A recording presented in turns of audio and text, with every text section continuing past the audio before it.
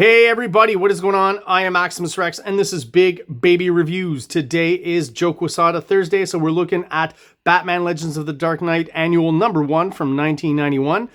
This will be a fairly short review just because this issue here, Joe Quesada is just one part of the puzzle. It's a collaborative effort amongst many different artists listed down below here, who each draw a different chapter of the story, somewhere around 8 pages each. So I'm going to be looking at the Joe Quesada section only today. There's also a Keith Giffen chapter that I will be going back to in my Keith Giffen reviews in a few weeks when I get to that point. I will talk a little bit about the Mike Mignola cover though. This to me is my favorite Mike Mignola period. Early 90s, you know, up until about the mid 90s. He's done stuff for DC. This is probably the last bit he's done for DC. He's going to be working for Marvel. He does that issue of Legends of the Dark Knight that I reviewed already that you can check out in the archives. And then he's going to be moving on to Dark Horse and with his own creator-owned character, Hellboy. So I find this style pretty darn close to what he did in that issue of Legends of the Dark Knight, which is a great issue, and this is a great cover. So definitely using the heavy shadows that Mike Mignola is known for, but I feel like the art is still somewhat super heroic and fairly intricate as opposed to what it will become and become a little bit more simplified as he moves ahead. It's still got, like I said, the Mignola isms, the dark shadows, the you know, statues from antiquity, some elements of architecture here, not a lot on this cover, but and of course the big scary monster that Mignola loves to draw. So that's it for the cover. Let's have a look inside. I'm going to jump right to the Joe Quesada section. Also, did want to state that this scene actually relates specifically to the Joe Quesada chapter. So there's definitely a kinship between their artwork that I've talked about. There's definitely, and Quesada himself has talked about the Mike Mignola influence on his artwork. So we can kind of compare and contrast with the cover and what Quesada's doing. Still, like I said, a different style, but still a lot of Mike Mignola influence for sure. Just generally, I feel like maybe compared to Mignola, Quesada's figures move more.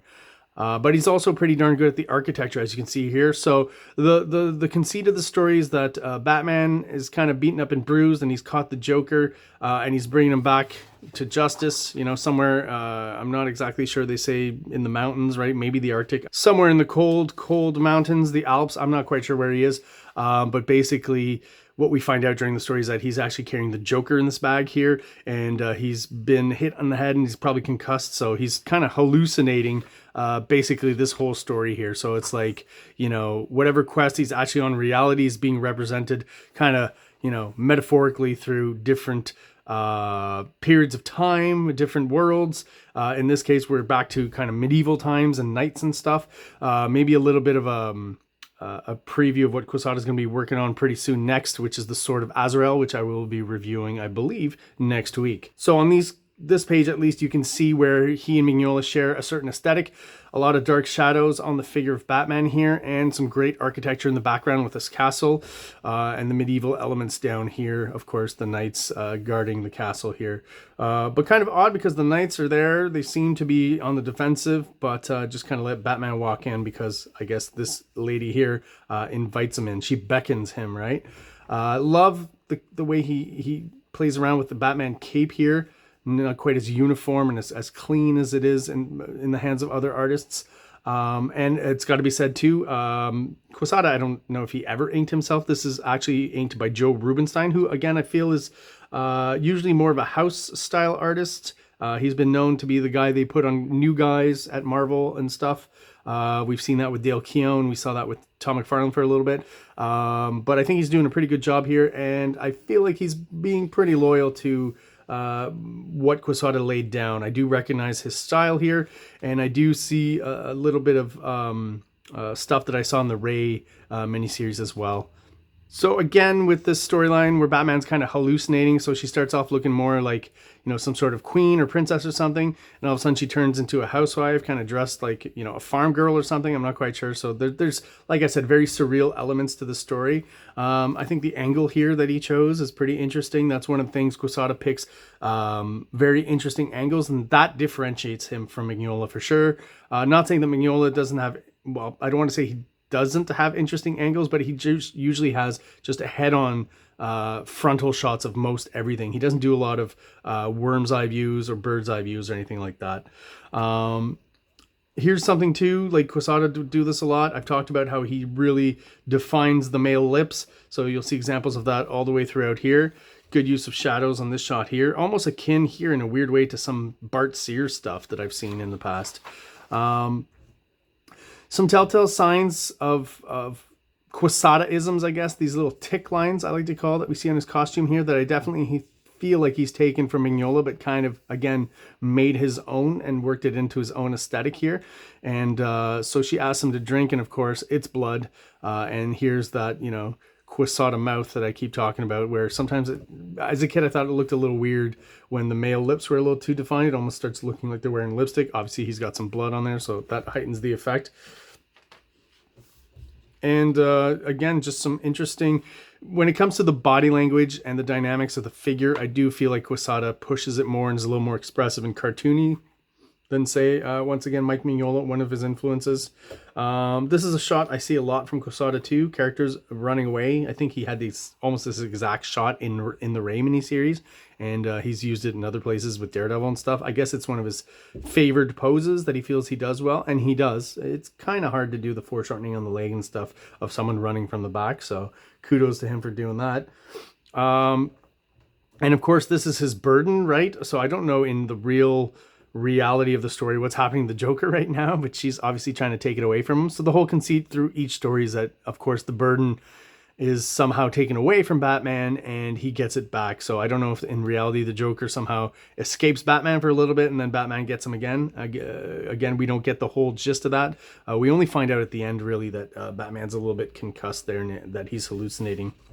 Great shot here, great layering with the debris of this dragon popping out of the water here. He's the dragon, obviously, that we saw on the cover. And a cool shot of Batman kind of jumping back. And interesting choice to make him kind of monochromatic and red here, almost like the background. But I feel like it kind of works. I guess it heightens the sense of danger or something. There's just something about it I like. And I will mention, because I didn't really go through the credits here, real quick, Denny O'Neil is the writer on this one, as with a lot of stuff, Batman stuff from that period. And Steve Oliff is doing the colors here. I don't think quite digitally yet, so probably just more old school techniques, not quite computer coloring. But I do recognize kind of the Steve Oliff color choices and tones. Always like this when Quesada does the the full kind of silhouette shadow with the eyes and the mouth. That's, definitely a Quesada trope. And then he's confronted by the lady again, and obviously she's controlling this dragon here, so she's kind of an evil presence, but again, just a hallucination on Batman's part. I like this. It really does give you the sense that the fire's kind of bursting out from the bottom here and getting past his, having chosen to do this as a full black silhouette and then having parts kind of washed out definitely gives movement and power to that fire bursting up. And just a little bit of smoke coming off of Batman here, I think looks really cool. Once again, very Quesada with the teeth and the eyes here in the shadowed silhouette of Batman's head. And again, here's where we get what we see on the cover, I guess, which is the confrontation with Batman as a knight against the big bad dragon that we see here. Even here, love the movement, the tail hitting Batman, the fact that he's turned that direction, the cape, the water splashes, everything really heightens the movement and works really well here. I always thought this shot was really cool also when it comes, like I said, to just the characters moving around the page and being dynamic. Batman jumping out and, ramming this spear into the wall here and then using that to give him momentum to push him upwards onto the bridge to confront the dragon. And I like, I gotta say the textures that he's using on the dragon, fairly simple and enough to evoke the scales and the texture of the dragon's skin without having to add too much detail there. Musculature, anatomy, I really like how Quesada does this here with the thick shadows and stuff. I think that works really well. Again, this definitely to me feels like, for lack of a better term, a Quesada arm. He's doing the eyes and the mouth again. Does it a lot throughout this whole issue. Here's a shot where uncharacteristically, this does not feel like Joe Quesada that much to me. I don't know if there should be some more detail in the figure or something. Just feels a little out of place with the rest of it, a little simple. And I really do love this last shot here with the heavy shadows on his face, but we're still getting not quite a full silhouette. I think that looks really good. And when it comes to the layout of the pages, I guess it was a conscious choice to have the black kind of negative space borders. But within that, he's worked in a white page and the panels within that and the borders and stuff. So for Quesada, I would say this is a pretty standard layout, nothing too crazy like some of the stuff he was already starting to do a little bit in Ray, but it definitely works well. The storytelling is great and easy to follow. And boom, we get our last page. Nice kind of, stoic shot of Batman here with the sword. He's called the Dark Knight, so to use him in kind of a medieval setting makes a lot of sense. I'm sure they're not the first to do it, and it was definitely used a lot throughout the 90s and the 2000s. It's kind of a trope, or became a trope, but maybe some of the first uses of it here. I'm not quite sure.